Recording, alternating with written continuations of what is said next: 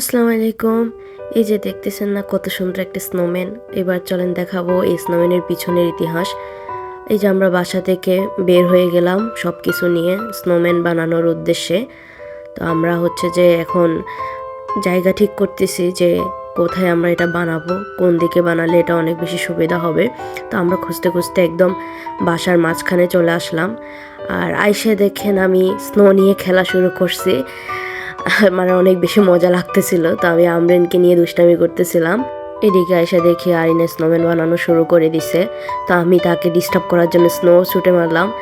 সে উল্টা আমাকে দেখেন কতগুলো স্নো মারতেছিল। তো আমরা এগুলো নিয়ে দুষ্টামি করতেছিলাম। ও আমাকে মারতেছিল, আমি ওরে মারতেছিলাম। এরকম করতে করতে আমি হঠাৎ করে পড়ে যাই, আর সবগুলো স্নো এসে আমার মুখে পড়ে দেখেন। তো এখানে হচ্ছে যে আমরা আবার আমাদের কাজ শুরু করি। দেখতে দেখতে দেখেন আমরা কতটুকু বানিয়ে ফেলছি। তো এটা বানানোর পরে সে বিরক্ত হয়ে পড়ে নাকি আমরা এত কষ্ট করে স্নো আয়না দিতেছি তাকে, আর সে দেখেন এগুলো নিয়ে কিভাবে খেলা করতেছে, এগুলো এভাবে নষ্ট করতেছে। তো আমরাও দুইজন মিলে চলে আসলাম এখানে একটু ঢং করতে, নাচানাচি করতে। আমরা নাচানাচি করতেছি, এখানে মজা করতেছি। দেখেন এই ফাঁকিবাজ তার কাজ রাইখা আমাদের সাথে এসে নাচানাচি শুরু করে দিছে। মানে আমাদেরকে দেখে তার আর একা কাজ করতে ইচ্ছে করতেছে না, তো সে আইসা আমাদের সাথে নাচানাচি শুরু করে দিছে। এদিকে হচ্ছে যে আমাদের সময় চলে যাইতেছে, আমরা স্নোম্যান না বানিয়ে একজন আরেকজনের সাথে দুষ্টামি করতেছি, একজন আরেকজনকে স্নো ছুটাছুটি করতেছি। আর দেখেন কিভাবে স্নোর মধ্যে একজন আরেকজনকে আমরা টানাটানি করতেছি। স্নোম্যান বানাতে গিয়ে পুরো সময়টা আমরা অনেক বেশি এনজয় করেছি। তা আমরা ভেবেছিলাম এটা অনেক তাড়াতাড়ি 1 ঘন্টার মধ্যে আমরা বানাই ফেলতে পারবো। আসলে বাস্তবতা ছিল তার উল্টা। এটা বানাইতে আমাদের অলমোস্ট 4 ঘন্টা লেগেছে। তার মধ্যে তো আমাদের এই দুষ্টুমি খুনসুটিগুলো তো আছেই। তো আমরা আবার কাজে লেগে পড়লাম। আমরা শুধু বরফ কুড়াইতেছিলাম, আর এদিকে আরিনা এটাকে আস্তে আস্তে তৈরি করতেছিল। বাইরে অনেক বেশি ঠান্ডা আর বাতাস ছিল।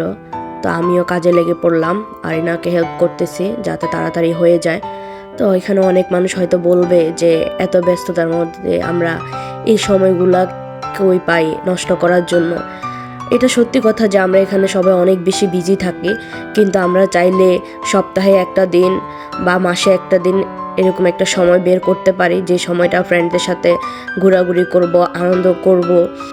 একটা সময় পর আমরা যে যার জীবন নিয়ে হয়তো আরও অনেক বেশি বিজি হয়ে যাব, তখন চাইলেও আর খুব সহজে একসাথে হওয়া হবে না, এই আনন্দ মুহূর্তগুলো কাটানো হবে না।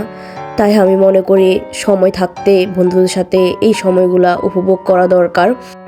এই যে আমাদের স্নোম্যান অলমোস্ট রেডি হয়ে গেছে। তো আমরা ওর জন্য হাত নিয়ে যাচ্ছি, হাত লাগাবো বলে। আর এদিকে বেচারি একটু স্লিপিং খেলতে চাইতেছিল।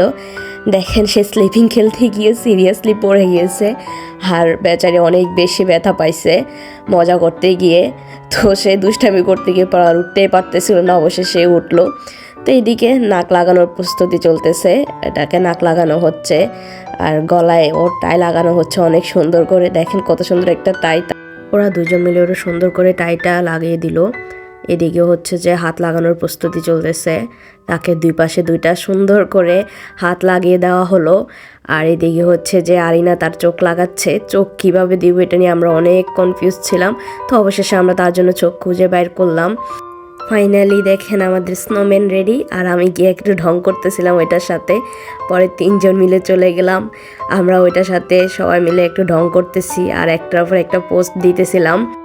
অলমোস্ট 4 ঘন্টা স্ট্রাগলের পরে ফাইনালি আমরা সাকসেসফুল হই। এই যে সবাই মিলে এখন বাসায় ব্যাক করতেছি। অনেক বেশি টায়ার্ড হয়ে গেছিলাম আমরা। সবাইয়ের এক একটার অবস্থা দেখেন, ভিজে কি হয়েছি আমরা। 4 ঘন্টা বাইরে থেকে আমাদের সবারই অবস্থা খারাপ। এই তো ফাইনালি আমাদের 4 ঘন্টার একটা স্ট্রাগল শেষ হলো।